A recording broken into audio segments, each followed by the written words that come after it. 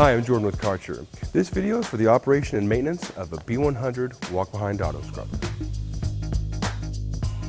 We wish to unplug the machine from the charger, assemble the red Anderson couplers.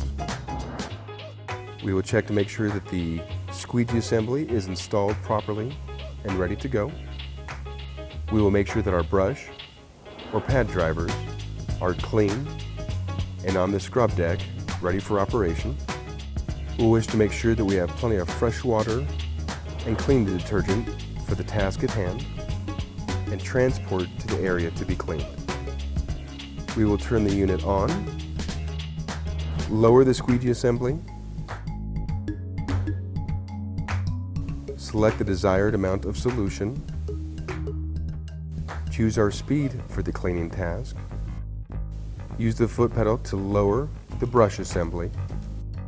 We will then engage the yellow portion of the steering column to activate the auto scrubber. When done cleaning for the day, we'll wish to transport back to the area for cleaning and storage. We will want to remove the tool-free squeegee assembly,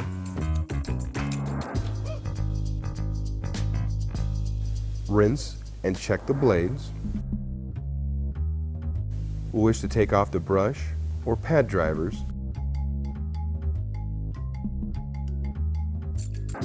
and inspect them for the next usage.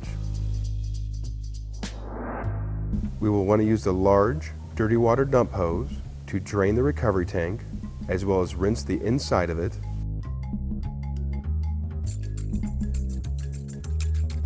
Leaving the top portion open so that tank can air dry.